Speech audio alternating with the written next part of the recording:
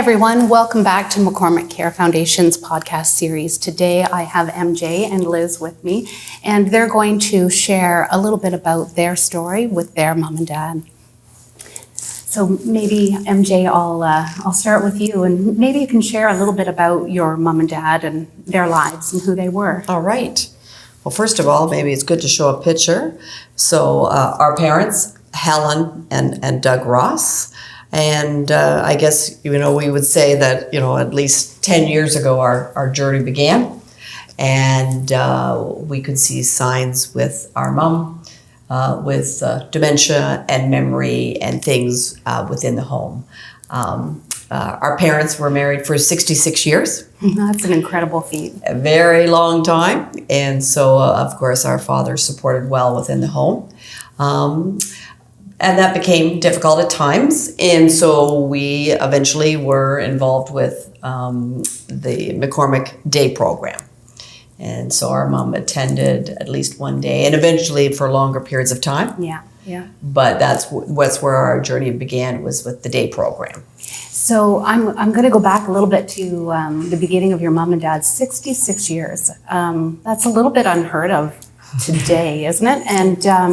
And so did they always live in London? Were they originally from this area?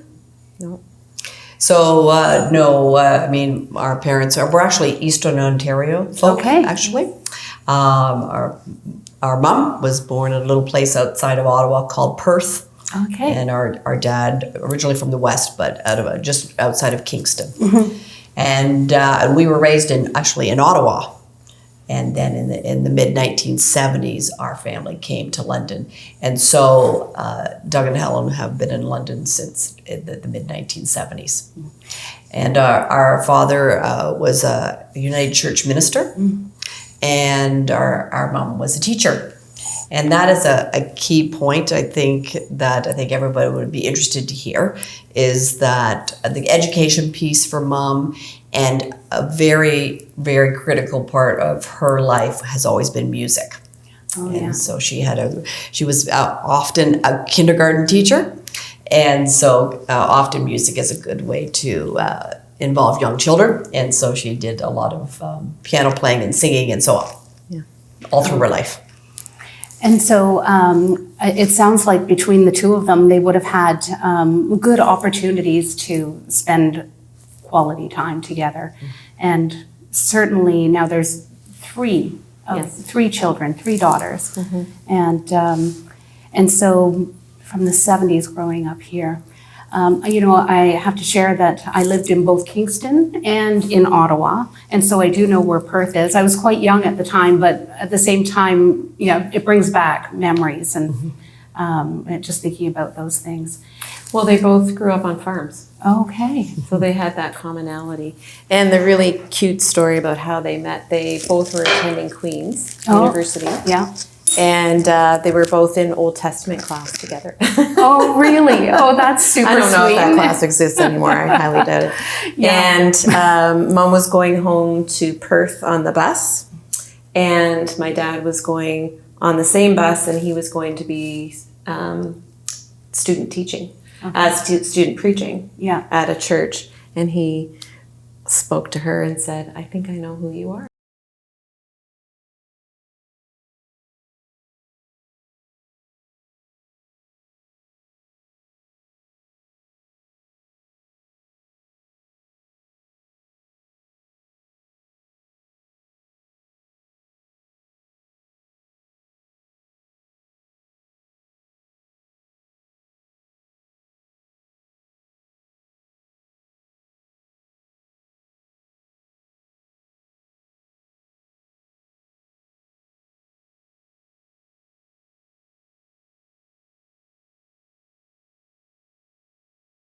That often is supported through McCormack and the McCormack Care Foundation. Yeah.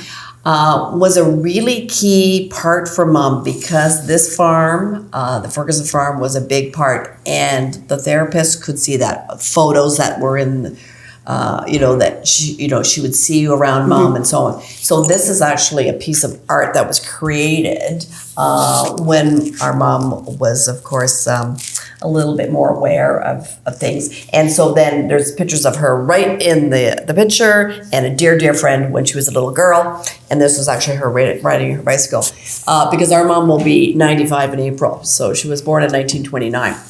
Wow, that's also Yeah. quite an accomplishment too. And to this day, certainly you can speak to this picture, which is on her wall.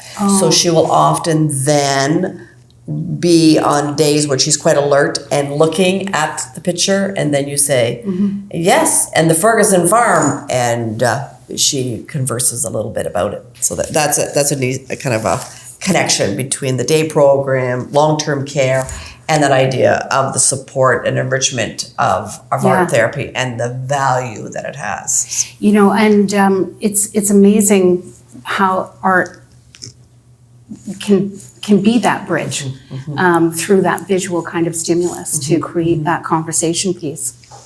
So can you share with us a little bit about the beginning of when you started to notice your mom was maybe her cognition was not what you thought it used to be, and what those changes maybe looked like? Well, it was very late onset, so she's been here 6 years, so she didn't come here till she was 89.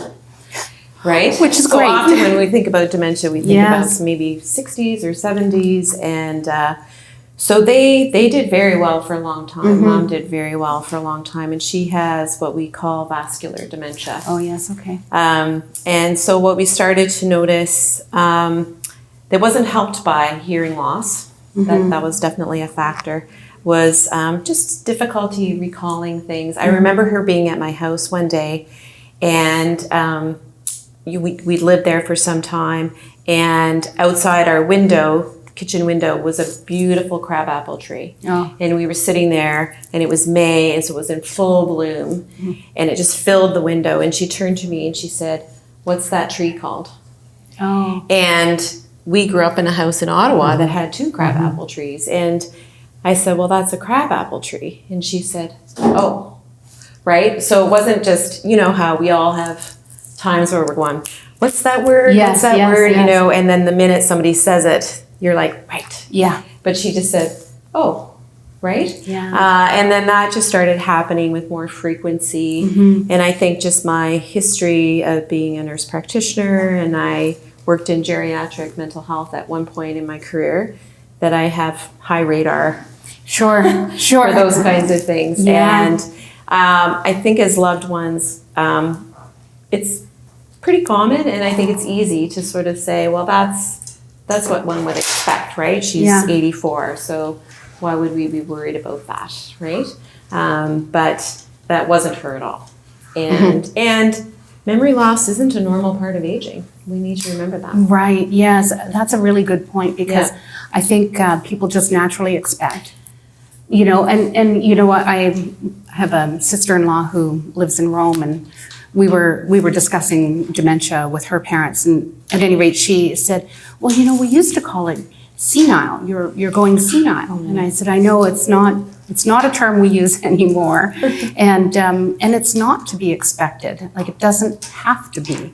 And so, what can we do to do things differently?" But anyways, that was an eye opener for her as well to learn. It was for me too when I first started working at McCormack. I'm like, oh, really? Okay. Well, just in contrast, just think about people you know in your life that are well into their 80s and 90s, and they're cognitively intact. Dad was really cognitively intact till probably the last 6 months. I would say things were changing at 92 and a half, but he was sharp. Yeah. Yeah, he could remember lots of details about things, history, things that I couldn't remember. So, Right. yeah. So it's very possible to age with everything really intact. And I'm curious, did your dad notice the changing happening too? Because I think one thing we would say about our mom's demeanor or personality was a very, quite a quiet, shy person. I mean, she had that typical kindergarten teacher look. And that was sometimes others wouldn't really notice the memory pieces and so on, because she has wonderful manners. You're right. And those can carry you a long way when you're Yeah. out and about and, here we go. Thank you very much. That's a lovely jacket you have on. All those sorts of things she carried on very well. But then you're right, labeling and things and following instructions, of course, became more difficult. Yeah. And within the home, our father was very good to support that. I mean, they were a pair for so long. Yeah. But when he had some medical issues, that's when trouble ensued. Yeah, yeah. So I know I want to get to that part of the story, but maybe we could start with when your mom started at the day program and how that maybe helped and the, overall. Yeah. Well, our dad was terrific, as Mary Janet said. Like, he just really invested in being a caregiver, and he did go to the Alzheimer's support group, and I think he found that helpful. He was very committed to having structure and routine. He got her out to many things. They were a very active couple, going to groups, going to speakers, going to music events, and so on. So they were hardly ever home. But that started to be, quite a lot of work for him. And he was aging also. Yeah. And we also talked about the benefits of coming to the day program, that she would have other social outlets, that she would have a really enriched environment where she could participate in games and music and art therapy. And that really sold Dad on the program. And so, and your mom, did it sell her on it? I think yes and no, in that because of her being a shyer person, I think one of the things that her and I spoke of at times was it probably could be a place that she could be a leader. So you kind of tie it back to a classroom. Yeah. So you could be a leader, because as the dementia is increasing, for example, she was a bridge player. So it's very complex. Anybody who play bridge, it's not going to ever be in my wheelhouse, but it's very complex. Those instructions became more and more problematic. Right. However, then, in speaking with her, so when you would go to the day program, there are others you could help. Right. Remember how others are sort of helping you with the bridge piece when you go? Yeah. This could be a way that you could be giving back. And so that was one of the ways I, for example, would sell it, when she'd be like, I'm not sure that I want to go today. Oh, yeah. and I think, as Mary Jan said, she was a shyer person, right? So going to a new place, going around new people was a bit tricky, especially when she was very accustomed to going to places with Dad.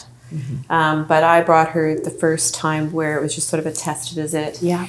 And, because the music program was in full swing, and she just joined right in, and, I'm peeking from the door, and she's not even looking to see where I'm at, right? She's singing the song, she's engaged with the leader who's leading the program, and just blending right in. Oh, that's wonderful. Yeah. That helps make it easy on family as well as for her. It is something fun for her to go and do. I speak with many caregivers who say, I have no idea what goes on behind those doors. I sort of drop my family member or my loved one off, and then off they go, and they seem happy to go, and they're happy when I pick them up. So that works. Right. Yeah. But I feel like you both have a little bit more insight. I mean, I can espouse all the things that they do, but I think it's always wonderful to hear direct from others who have seen or, participated a little bit. But maybe you can, I guess I will start with one of the things that I think is really, and I know it's not completely unique to dementia services, but they do a good job of making sure that people come on the same days. So the friendships and the relationships that they make are people that they're going to see next week when they come. Right. And so that helps foster and build that relationship. And to that leadership piece, now I feel like I'm putting words in your mouth. I'm sorry, I'm going to stop. But I just wanted to say, I think the relationships between staff and, clients who attend, quote, the club, really are genuine and, the staff are terrific. Yeah. And as you talk about, honestly, the bus wasn't Mom's favorite activity. Yep. But the welcoming process Yeah. was smooth as silk. So, they full of smiles, really welcoming, helping with coats and boots and so on. Yeah. And someone actually from our church volunteered in the day program that she knew well. And, Helen would tell us little snippets about how Mom was doing and how successful things were going and things like that. So that's really reassuring. Yeah. Yeah. And I think, some of the program that she, of course, I would say, I think we'd all agree again and again is a music piece for Mom. Like certainly, and it had a variety that they would provide, which was great. But she certainly, at that point, could creatively, do things with, colored pencils and paint and so on. And I think there was even some, she was involved with some basic cooking sorts of things and that involve, kind of the parts that had to have been stopped within the home that then under supervision could be, like I think one day they made applesauce or something like that, right? So those kind of following instructions that, in the home were getting trickier with safety and so on, possibly, that then, you're right. And once again, you could be helping the person beside you. Yeah. Right? Yeah. What a big difference it makes to have that social interaction, both and maybe, I don't know, did you see a change in your mom's cognitive abilities or a staying of it? I'm just curious. It's hard to know, right? But it was certainly helpful, right? Yeah. It gave Dad some respite so that he was more refreshed as a caregiver when she came home. And she would come home tired, right? And so really easy to sleep and so on. But, it was clear to us she was enjoying her day. Yeah. And so how many years was she at the day program then? So that would be two solid years, and she, as you say, what day, she came on a Monday. Yeah. Right. And as we said, because things changed for our parents and for our father. So then that changed and she then attended the day program more consistently. We had to sort of get some more supports in regards to our mom. And so. It's a little bit of a diversion, but only sort of. I think, Liz, because of your background, you probably found it more easy. That's not the correct grammar, but easier, I'll say, to navigate the system, the healthcare system. Or maybe you didn't actually, but I think some of our viewers would be interested in knowing what did that look like and where do you go and how did you go and how did you figure that out? And I think there's a lot of gaps in knowledge from that perspective. Yeah, it's this world that people don't tend to know about at all, right? No. And I think as Ontarians, as Canadians, I think we make assumptions that things are easy to get into. Yeah. I think for any family, it's a conversation as a family, giving Dad the information and sort of laying out the landscape of what I see coming. Right. And sort of saying, I think we need to anticipate that this is going to be the need. Yeah. Right? So moving towards the day program, having those conversations about long-term care well in advance because you don't get in 3 months. Yeah. And thinking about what is it that we want for Mom with long-term care and what would be the signs for us as a family that it's time to consider long-term care. We had those conversations a lot, and they're difficult conversations for any family. Even though I'm a nurse practitioner, I've worked in healthcare. She's my mother. Yeah. I'm part of a family system where everybody's opinion and wants and wishes matter. Yes. So I thought we did a good job. And I would think I would say, because I'm not in the medical area and so and long-term care and so on, but Liz and I were both working full time. But both of us were working at trying to figure out, what are the next steps. And absolutely, making those phone calls and getting information about what is around in London. Obviously, then the day program, and of course there was a wait list. Like Yeah. I remember that conversation. I can still hear that. So there is a wait list. We really, we start with one day. That's Yeah. the way it often works and so on, and the routine of it. But we had all those conversations. And of course, like everybody knows, it takes time. Right. When you ask about what are the things that I noticed, I think when someone's in your life and you talk with them all the time, you don't notice the bigger pieces of information that might be missing. And I Right. remember very vividly, one of the steps to come into the day program is getting involved with the LIN, with home care, or Right. CCAC, as Right. we know it. There's a few different names. Yeah. And so a case manager came out to the home, and Dad said, I don't think I want to be there. So it was me and Mom, and she started asking my mom questions. And she said, what would you do if there was an emergency in the house and you had to make a phone call? Okay. Good question. And my mom sat there and she could not answer that question. Oh boy. And that was like, and so I went home and Things you wrote, take for granted. absolutely. I Yeah. thought she would know 911, right? Yeah. Because we know her so well. And that was a real eye opener for me. And so I went home and I made a list of everybody's phone numbers, and I wrote our address and Yeah. what to call in an emergency, because what if Dad collapsed? She would Yeah. have to, and I laminated them and I put them all by every phone in the house. Oh, This is your address, so that she could call an emergency number Yeah. and so on. So it was like, okay. Because those aren't routine questions that are part of our life. No. Yeah. It's such a great question. I'm reflecting on a little bit of my own story with my in-laws. I found my mother-in-law. She was only diagnosed later after she was not well with dementia, or at least based on brain scans, they could see that there was some dementia happening. But I think back on that time and how much my father-in-law did to cover for her, to like in conversation, and how we fell for it.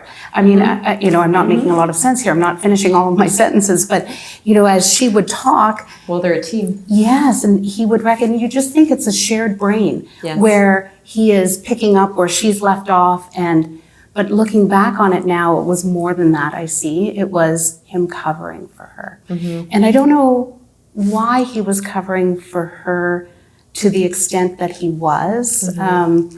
Because I think his own personal health then took a toll because of it. And so anyway, Yeah, it comes from a place of concern and love. Sure. And I think they're trying to maintain their pride, right? Yes, Things aren't yes. changing. When Mom came into long-term care, we said, we need to get the TV, because TV was a big part of their evening activities. And so we got it installed, and then we quickly realized she wasn't watching the TV at all. And then we were trying to decipher why this was the case. Yeah. And then we hit on, that's what they did together.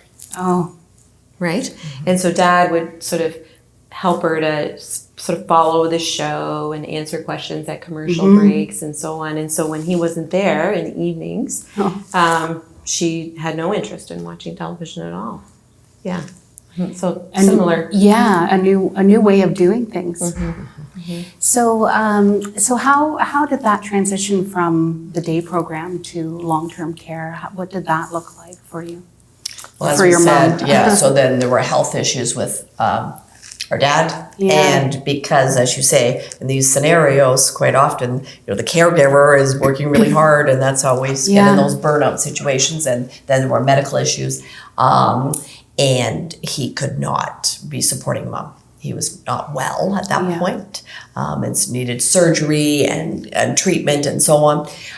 So then, as I used to, I think Liz and I coined the frame, it was sort of like all of a sudden having twins, Oh, because they were both trouble. Like, Mom was busy because she was not understanding things.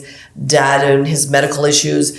Okay, so who do you go to first? Yeah. And so I think often, many families face this. Okay, so you got to prioritize. Yeah. And so then it was like many families get into it, it's a crisis. So we got into a crisis situation where, mom could not be left. And dad was hospitalized for surgeries and so on. So we had to look, and that's where the caseworker and the LIN becomes involved, and you have to start to really make decisions. And did you obviously found the supports that you needed when you needed it? Well, the day program really stepped up because we were working, as MJ said, and Dad was in acute medical crisis. So by the second day after Dad fell ill, they put her in the program 12 hours a day. Oh, wow, that's great. Yeah, and through the weekends as well. And then we just fast-tracked to get a bed. Yeah. Anecdotally, a good colleague of mine, her grandmother passed away here at McCormack Home, and my mom got her bed. Oh, wow. That's an interesting bit of connection. I know, and I had an opportunity to know her family. Like, her mother's a nurse, and her father works in circles where I've bumped up against him as well.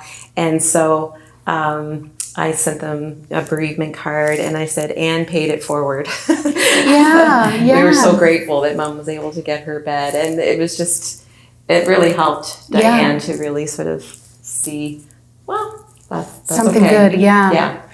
It is. It is a strange. It's a bittersweet moment. Right. No matter what, because that's the only way a bed comes available. And but even my father-in-law was here at McCormack Home for a short period of time, and I take solace in that fact as well. That I know his bed is going to the next person who needs it, and this is okay, and it is part of the way things go.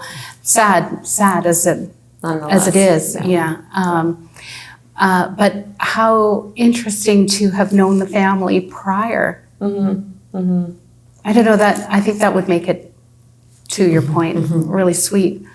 For your friend. And because Mom had been coming here for 2 years regularly, this was a building she knew, this was a space she knew, and so I just walked her from the day program onto the elevator and up to her room, and we had worked really hard to make her room like a room at home. So lots of familiar objects, furniture, lots of consideration around the lighting and making it really feel homey. Nice. And so she was all set to go.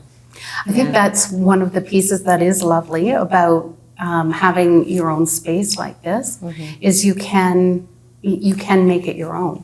Yes. And I think that's a really important thing to do. And one of the things I would say is, the transition wasn't perfect.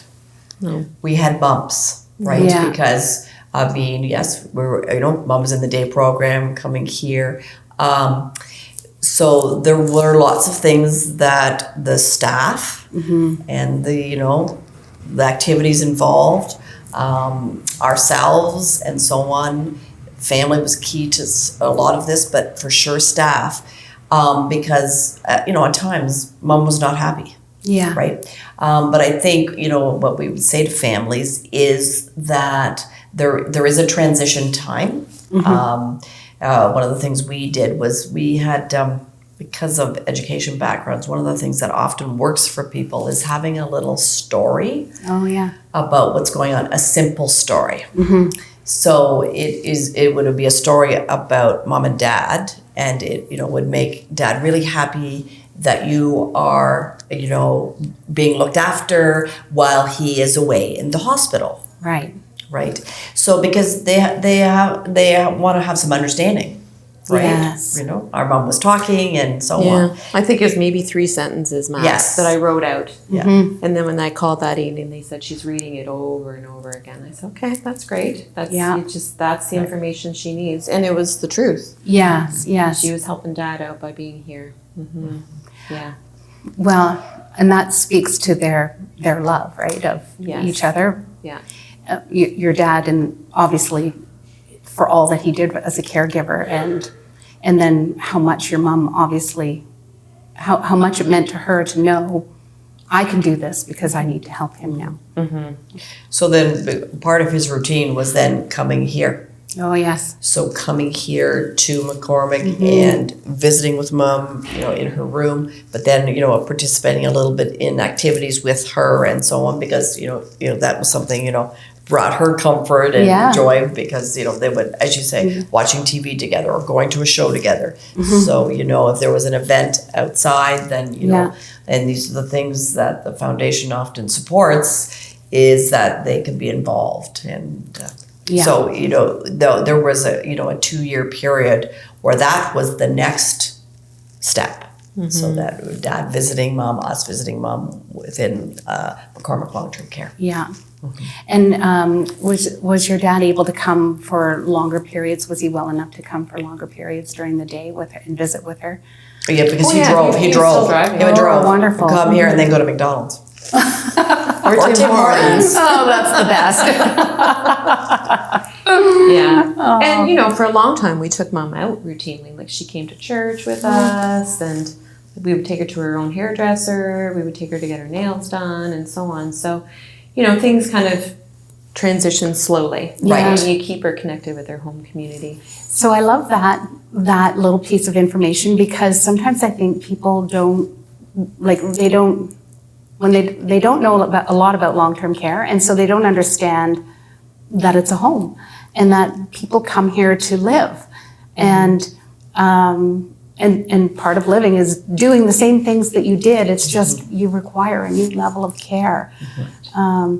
So that's really perfect to share that information. And, I saw a transition happen with her over time, that, I'd be bringing her back from an outing or church or wherever, and then we'd be coming up commissioners, and she would see the building and she would go, oh, okay. And she was happy to be back. Right. Like a look of relief would come over her face. Yeah. She's coming home. That was the new familiar. Yeah. So that was great to witness that. Yeah. Yeah, so it gives you some comfort as well, I would think. Yeah. Yeah, so I think, some of we haven't really touched too much on exactly what the foundation funds, but we can share that in different links. But maybe you can share a little bit too about, so your dad ended up coming to McCormack. So how did that happen, or what did that look like? So, as we said, our father's health, was problematic. And then, of course, as, a couple of 66 years, they're aging together. Yes. And so, he is now in his, 1991, and his health is starting to deteriorate.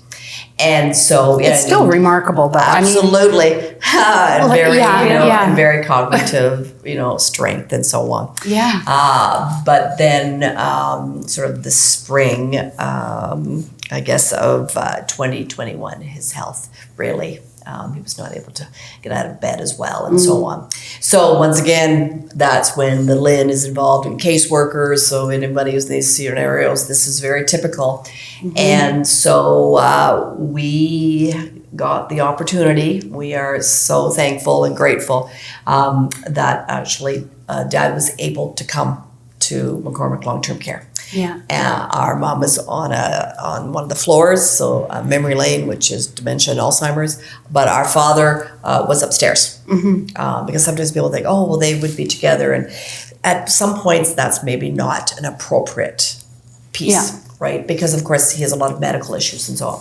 So he was on another floor, and so really, and that's what we can speak to is there. Here is really a picture of our older sister on the end. And then we have Mom and Dad and Liz and I. And so for 4 months, our parents were back together, which is, remember there had been sort of a three-year period where they had not. But now, and our father died in November of 2021, but for 4 months, they literally saw each other twice a day. Yeah. And because, we talk about, the supports and services that are provided at McCormack and what the foundation supports, you have 2 beautiful gardens. So there was, for example, what they call an East Garden that just has a variety out there. And they spent a lot of time out there. Yeah. Because it's, in ways you see it's private, right? Yeah. And, there were sometimes people there, but sometimes no one at all. Yeah. So it'd just be the 3 of us, taking turns and so on. So that was lovely. Yeah. And once again, they were involved with different music programs, and particularly anybody who knows McCormack, one of the floors has a dance party, and that was something that they were actively at for 4 months. Every Wednesday. Yeah, and that is funded by a donor as well. Right. Yeah. And again, for their family, music was a big part of their lives. Correct. Right. And maybe that's something you can share with us, because I also know how it's still a big part of your mom's life. And watching, so I don't want to say it, I want you guys to share what the music means to her. Yeah. Well, she doesn't speak anymore, but she will absolutely hum tunes, and she just comes to life during the dance party. And one of the residents came up to me and she said, "Is that your mother?" And I said, "Yes." And she said, "Your mom really likes music." And I said, "Yes, of course." It's a big, joyful part of her life. And for sure, as we say, really there is not much verbal piece, but it is very obvious in looking at the demeanor and her, just the glow of her face, and often like a hand, like just those movements, those physical movements and gestures that she does. Sometimes she'll move her shoulders and so on. So you realize that the individual is very much part of, the rhythm and flow of the music. Yes. And I think for sure, MJ, I can say I've seen you dancing also. Yes, it's very fun. Yes, I would highly recommend it. And if anybody wants an aerobics class, I highly recommend it. Yeah, because you're not just dancing with your mother; you're sometimes dancing with a lot of other people. Yes, because truly, it's a party. Yeah, it really is. Oh, they turn the lights down, and there's a strobe light. Yeah, it's fun. Mirror ball. And I love the entertainers who come, because they are also very engaged with the residents, and of course work to make the music to be meaningful to the people who are there. For sure. As well. Oh, it's a big sing-along party. Yeah, absolutely. Yeah. And something I know I've shared with Liz, and the donors might be interested.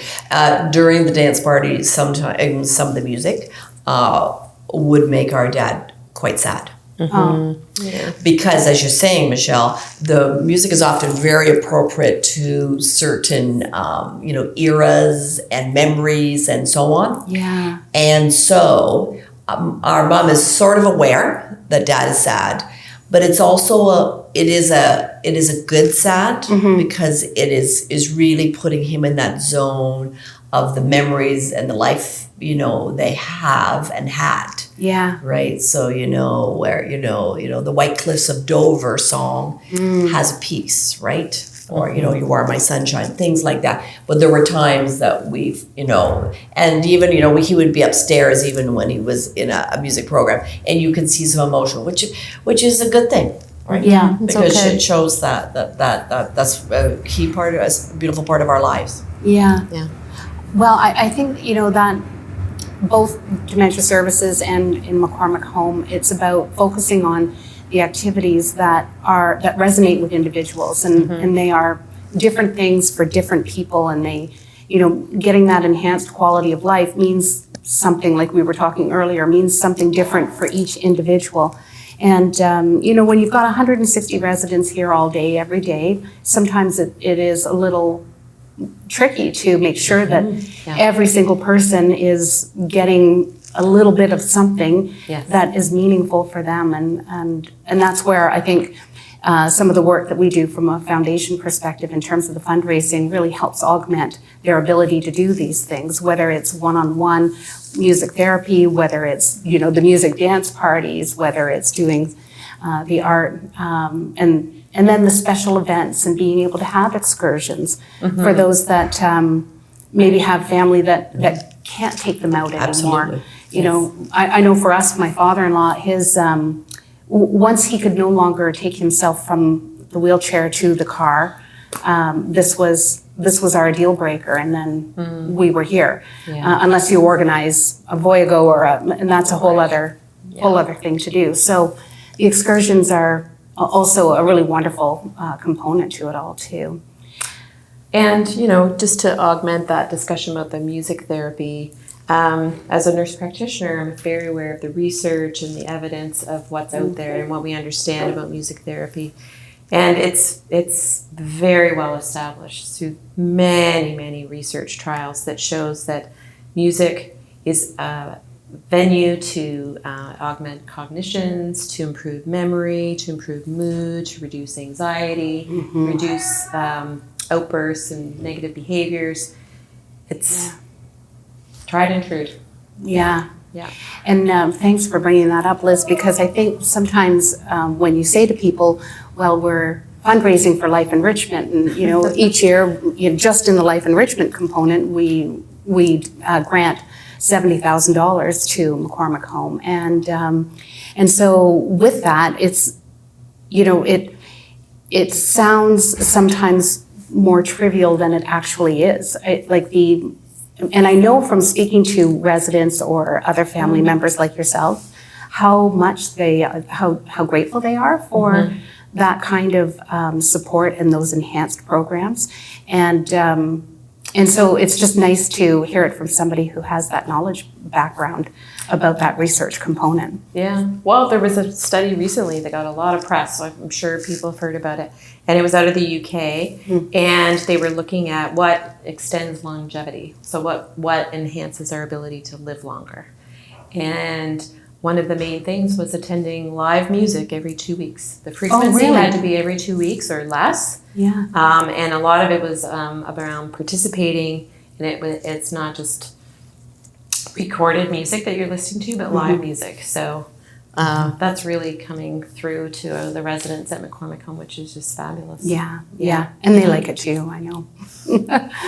I wanted to ask, because I know, and now I'm going to forget the act, that you, not act as an act, but in terms of getting your dad to McCormack. Thank you, yes. Oh, the law, the recertification law. And maybe you could share a little bit about that with us too, because it's, you know, again, navigating these processes are tricky, and it's helpful for people to know. Right. Well, because obviously, as we said, our mother came first, and then because of Dad's health issues, and there is, I think it's several years old now, the reunification law. I think it's over 5 years old. But truly, it is the idea that, you know, often, you know, couples are together 50 years, and then someone goes to long-term care, maybe in St. Thomas. That's, you know, where they're living.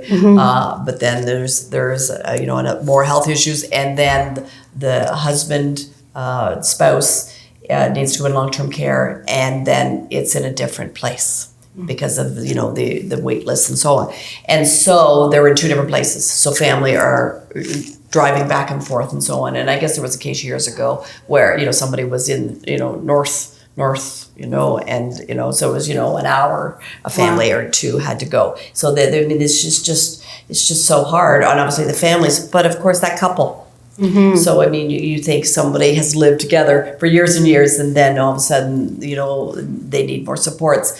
You know, they're in long-term care, and then we can't seem to figure out how we could. Because as we go back and keep repeating, so McCormack is our home. Yeah. So if it's our home, then that makes sense if we really work hard at the reunification piece. Yes, and so that's the thing that you as family members, as you know, you can advocate, and you have to work at it.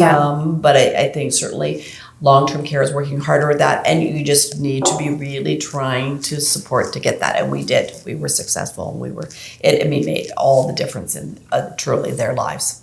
Yeah, we have a lot of gratitude for that happening. Yeah. You know, the pandemic made things difficult, and they were apart for longer stretches than we would have liked. So that was a real cherry on the Sunday that they were able to be together the last 4 months. Yeah, it is. that was a really difficult time for so many people. Yeah. And so that's a really happy ending. It was, yeah. We used to just say, our parents are back under the same roof. Yeah. Right. So, and that was, I think we would all appreciate that. And then once again, we're really grateful. And it was successful for them. So I wonder if you had any advice to give to families who were beginning to walk this journey, what would you like to share with them? Well, my go-to is always about communication because I had that life as a career. It's having conversations as a family. They're hard conversations to have, no doubt, about what you anticipate coming up, what you see happening in the here and now. What are we going to need in the future? What do we need now? How can we plan for that? It's much easier to be proactive than reactive. Yes. And as hard as these things are, there is some relief that comes with at least we've got a plan in place. We might not need to activate that plan for years. Yeah. But we've thought about it and we've made some decisions and we know what the pathway is likely to be. I think the other thing I would say to people is thinking about what are the signs for you as a caregiver, as a family, that this is our path, this is the line. We can't go past this. Right. For some families, it's mobility. For some families, it's toileting. For some families, it's other things. So thinking about what are the caregiving things that you're doing now that you think I can continue this. This is no problem. But if it becomes this, then I'm going to need more help. Right. I've talked to so many families who say, I think my parent is going to need something soon. And they haven't had those thoughts. So that's really great advice. And their comments are, I don't want to put them on a list or start the process because I think it's too soon. And I guess I would say, we're speaking of, it is about gathering information. Because that was something I was involved with and looking at what London has to offer. Right? Because, of course we're talking, specifically about McCormack. Yeah. But, depending on the needs of the family, yes. What activities are available for seniors, aging seniors, those sorts of things, Alzheimer's Society, those things, what what supports can be brought into the home. Yeah. But it's a lot of gathering of information, right? If you can then you're making informed decisions. Yes. Because I think, often we're all busy people and it's like, all of a sudden the need is here. Yeah. But I think, it's that idea of taking care of business, and just gathering information. And you might need it in a year, or you might need it in 2 years, or you might need it in 6 months. But it's like, okay, I can still remember just being on the phone and, okay, so that's the way the day program works. We got that. Okay, this is the way this works. Because, it's like every, there's a business piece to it, and you need to know exactly sort of the parameters and so on. So I guess, Liz is talking about communication. I would say the gathering information, and it's never too early. I think to that point, if you're beginning to have thoughts that this is going to be something you need in the future, it's probably time to start gathering information and having conversations. Correct. As soon as it crosses your mind. Are there any last thoughts that you would like to share with us?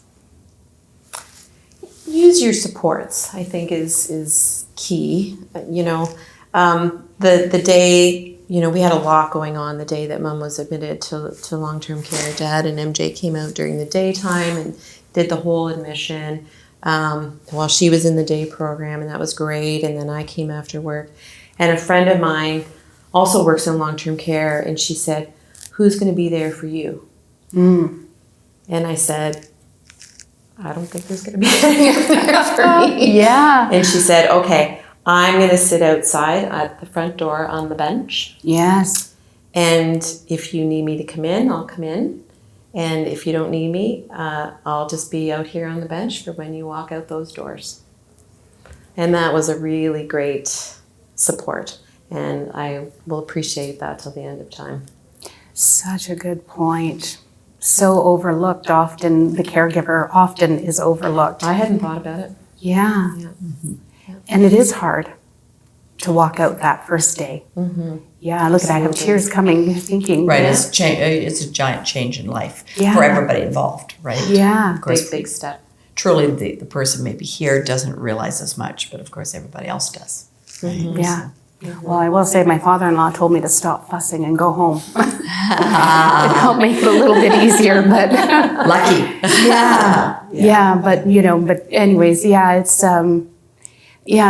that's a really good reminder to make sure that you're taking care of each other, or that the caregiver has the supports. And because everybody's journey is a little different, our mother was never a safety issue. I mean, a lot of families face safety issues, and Yes. so once long-term care comes, there is some relief just because of the safety piece. Yeah. But we did not have that, and in ways that makes it harder because she was not unsafe. She did not put on stoves and things like that. Yeah. But yeah.